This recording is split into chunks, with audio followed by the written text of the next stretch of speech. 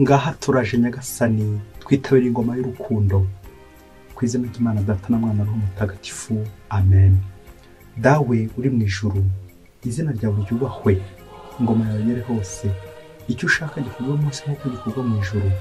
Ifunguro ridutungura duhe none, utubare ibicumuro byacu nk'uko natwe tubarira abaducumuyeho, ntudutererane mu bikoshya ahubwo dukize icyago amen.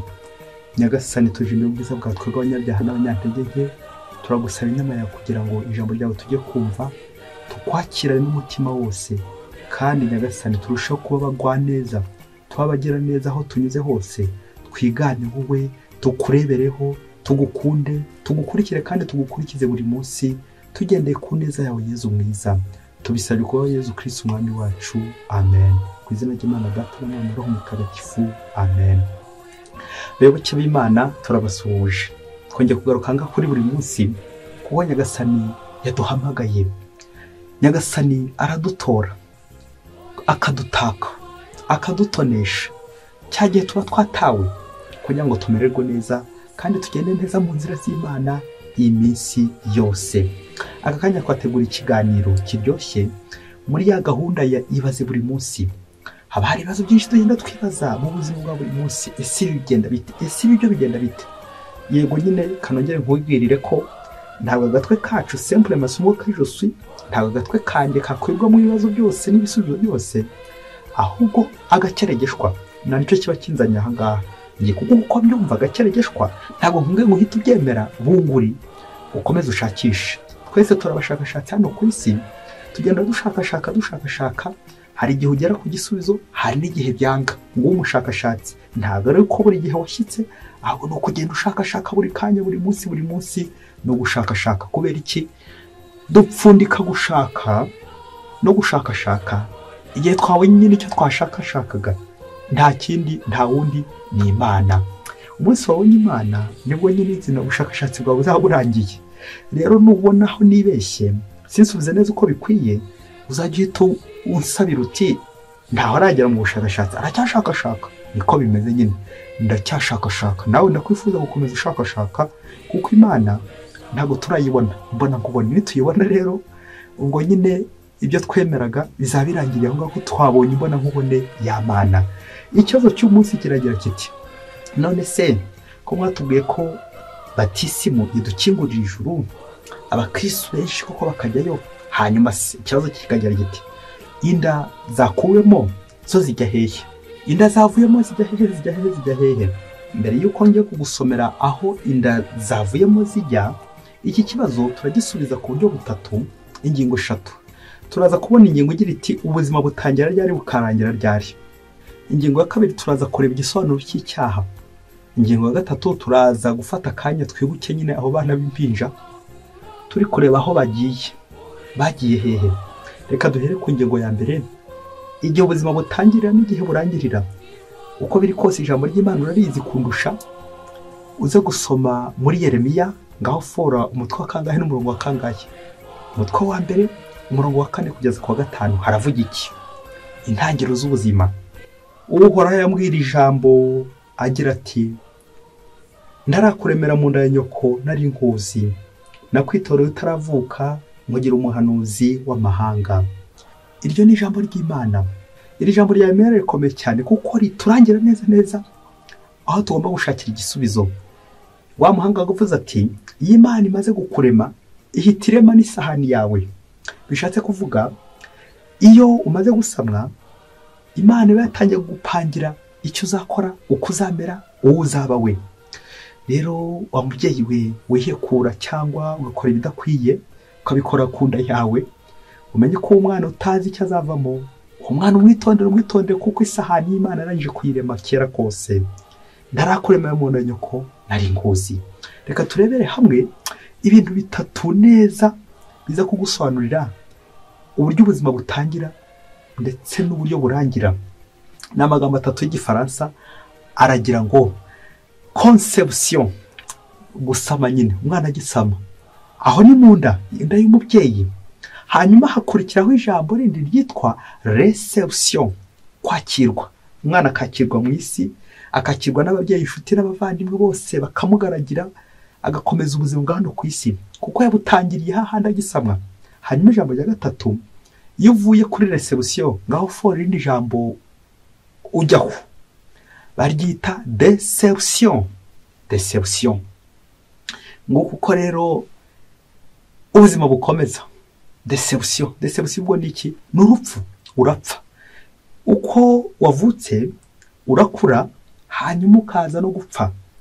Ariko nk'abakristo ntabwo twemera deception, ko ubuzima burangira kuri deception, n'ubundi bukomereza kuri conception, kongera kuvuka bundi bushya mu ijuru. Ngo kuko ngiyo y'abatisimu, ngo kwa kuvuka bushya mu ijuru gupfa nyine upfuye, twemera ko nyine niba koko warakoze neza uzamuka ukajya mu ijuru. None se niba ari umwana ho bizagenda bite? Mubyeyi, utu tuntu dutatu twumvise: conception, reception et deception. Ndakwifuriza ko ubuzima bwawe nawe butazarangira hehe muri deception, ahubwo bukongera bugatangira ibintu byose bikajya bibera muri reception, kwakirwa n'Imana, kwakirwa mu ijuru. Ngaho ubuzima burangirira n'ubundi reception, kwakirwa n'abijuru. Iyo umaze kumva uko ubuzima butangira, nk'uko twabibonye mu kindi kiganiro, intangiriro burya irakomeye cyane. Yamvuga igira iti nizibika zari amagi, ahagomba kuboneka nyine ikintu gitangira. Iyo ntangiriro irakomeye cyane. Abantu benshi rero hari igihe twibwira ngo bo nigi rero iyi ntago yakabaye umuntu, uyu nguyu se umwana w'ukwezi kumwe kuko yabaye umuntu, umwana w'amezi abiri ntaraba umuntu, aracyara amaraso, ntibirasobanuka. Ntabwo birasobanuka, ahubwo niwe utarasobanuka. Icy'ingenzi wa mubyeyi we nuko gusamwa. Iyo conception yitaho iryo jambo. Reka tujye ku ngingo ya kabiri yitwa icyaha. Igisobanuro cy'icyaha kindi nuko bavuga ngo ni ikintu cyose ukora ubizi kandi ubishaka, ushyizemo ubwenge, ushyizemo n'umutima, ukuri kose urabizi kandi urabishaka. Rero bikagira biti mu bakuramo inda, niba uzi ko wasamye ukaza kwikuramo wakoze icyaha. Cyo bikora ni utabizi ko wasamye. Navugaga nyine umugabo n'umugore babana, iyo utabizi yandikaza kuvamo utabizi nyine, aho se urumva ko niba utarubizi ari icyaha. Biba icyaha ryari igihe wari ubizi kandi ubishaka. Rero abantu benshi dukunze kwitwaza ngo inda zavuyemo sinabishakaga, inda itari iteganyijwe, umwana ugiye kuza paragisida, umwana utaruteganyijwe, umwana utaruteguwe, ngo arajarajara nyine. Neza ugasanga umwana agiye kuba umuzigo, agiye kuba igikoresho, agiye kuba ikibazo, kandi Imana yaremye isahani ye. Igihe Imana yakuremye ihitiramo n'isahani yawe. None ya sahani yawe mwana ninde uzayiriraho? Ko ya sahani wa mwana umuciye, uwo ya sahani yose uzahita uyica. Ngo kucyo tugomba kwibaza twese, iryo vuka aho hantu iryo sama ribera, ahantu hakomeye cyane. Nk'uko abantu benshi dukora ibyaha, abana tukabarigisa, abandi tukabahungeta. None abo bana bajya hehe? Sinshaka kuvuga theorie de lembe ngo abana bafite ahantu bajya kuko babarinda cumura, bishoboke ko bategereje impuhwe za Nyagasani. Ariko iyo urebye cyane ukabishishozaho, bari abana se ko ndacumura, kandi tuzi ko mu ijuru hajya indacumura, hajya intungane. Ku cyaba bana nyine bataberekeza mu ijuru kuko nawe nyine ari intungane. Ikibazo tukunze kugishyira ku babyeyi bababyaye, babandi babataye, babandi babajugunye, kandi abana barabere. Niyo mpamvu tujye kujya ku ngingo ya gatatu, kwibuka inda zavuyemo, kwibuka izo mpinja twagiriye nabi, twahohoteye. Akenshi dukunze kwibuka inshuti, ababyeyi, abavandimwe, abo twabanye, tukabakorera iminsi mikuru kugenda tubibuka. Ese ni ryari ujya wibuka inda yo yavuyemo? Ni ryari ujya wibuka kandi wakuyemo? Ujya ugira igihe uyibuka byibuze rimwe ku mwaka, ujya ufata akanya wibuke n'iyo nda. Kuko niba wumvise ya magambo atatu, conception, reception et deception, aho rero conception wagombye kumenya ko nyine ubuzima bwatangiye. Conception imaze kuba, ukimara gusamwa ubuzima bwahize gute bwatangiye. Rero umuntu nawe yatangiye, ni ikiremwa muntu cyo ngicyo, nubwo ugira ngo yarakira amaraso, kandi ni ikiremwa muntu nyine ubuzima bwatangiye. Iyo bavuze martire cyangwa bahowe Imana, bakunze kuvuga ko ari abantu bapfuye bakanga guhakana ukwemera, bakanga kwihakana Imana. bikageza aho bapfuye banze kuva ku izima ryo kwegera Imana, banze kwihakana Imana. Rero no mu maritiri twibuke ko hari ikindi gice nyine cy'abo bana, nka wa mwana innocent utivugira, wa wundi ushobora kuvuguruza igihe ushakiye, wa wundi urenganya atashobora kurambura akaboko ati mama yimbabarira koko, mama yiwandetse, papa yiwandetse kugiye kunkuramo. Cyagiye umwana ativugira, wowe ukamuhohotera, ukamurusha imbaraga, ukamurusha amaboko, wagize ngo umwana n'umumaritire gahoro se, wagize ngo aho Imana gahoro se. Kutivugira, kubura imbaraga, burya mubyeyi nta kintu kibabaza nko kubona umuntu adashobora kukurwanya, ariko ukamukunja ukamukubita, ukamukubitira mu igunira. Reka dufate urugero abana b'i Betelehemu, abo n'abamaritire bahowe Yezu bazize Herodi w'umugome washakaga ubutegetsi akabura aho yahera, nuko bose akabatsemba ari gushakashakamo Yezu. Nawe nanjye iyo tugira abana nabi tujye twibuka ko ari Yezu twahohoteraga, kuko Yezu niwe wundi utivugira, niwe wundi tuvuguruza, niwe wundi duhungiye tukamukubita, kandi ari Imana. Utwo tumarayika abo bana rero bapfuye, izo nda zavuyemo, ndakabuze nyine ko tubizi umumaritire directement ahitabwa nyine batisimu y'amaraso akazamuka ajya hehe, ajya mu ijuru. Iyo ni batisimu nawe nyine yaho batisimu y'amaraso martyr. Iyo rero iremewe, ari batisimu y'amazi, ari batisimu y'icyifuzo, batisimu y'amaraso, abo bose bakomeza urugendo rwabo bajya hehe, bajya mu ijuru. Rero mu kwibuka abo bana turabizi abagiye mu ijuru akenshi dukunze kubiyambaza, ariko n'igihe wamwibuka ukanamusabira uko biri kose ntabwo uzahomba, kuko igihe umusabira uba wongeye kumwibuka ko wamuhemukiye, wamugiriye nabi, ndetse ahari nawe ukajya umusaba uti nanjye usabire, mwana wanjye naraguhemukiye, mwana wanjye nakoze ibi bidakwiye, umbabarire, uzampa imbabazi. Uzi ko umubyeyi yagera igihe akaronka imbabazi.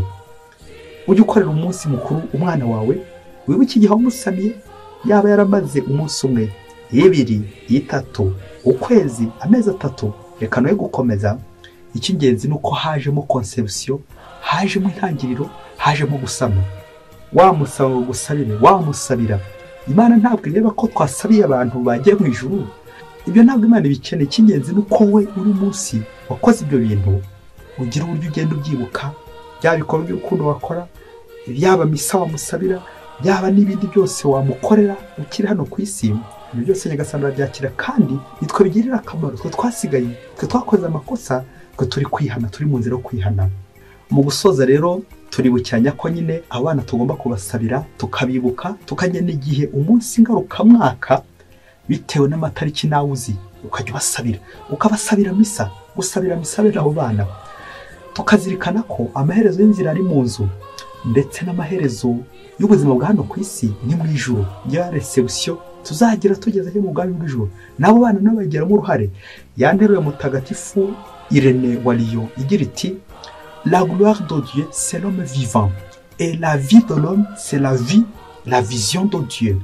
Ngo ikimana ishaka nuko umuntu yabaho, igishimisha Imana nuko umuntu ari muzima, nuko ariho, nuko umuntu afite ubuzima, Imana ikamuha impano y'ubuzima. Hanyuma umuntu azishima ryari ubuzima bwe buzarangira ari uko abonye Imana imbona kubone. Mu gusoza, abo bana bose batangira urwo rugendo, iyo ntangiriro conception, gusamwa, batangira urugendo ruzabashyitsa mu ijuru. Natwe twese twaremwe kuzajya mu ijuru, niho tuzishima iteka. Nkomeje kubifuriza ibihe byiza, aho ntagoro imvugo uko bikwiye, imvugo zigamana no kumbabarira, aho ndashoboye kugera uko bikwiye. Ubushakashatsi buracyakomeje, twese turi hano ku isi nk'abashakashatsi, turi gushakashaka kugeza igihe tuzabonera Imana imbona nkubone. Aho niho tuzishima, ayo n'amahirwe, aho niho tuzasoreza nyine kuri finale. Nkomeje kandi kubifuriza kugumana natwe buri munsi, tubane n'Imana buri munsi. Mwese Imana ibahe umugisha, Imana Data n'Umwana na Roho Mutagatifu, amen. Padiri Masumbuko Ladislas wa Diyosezi ya Cyangugu.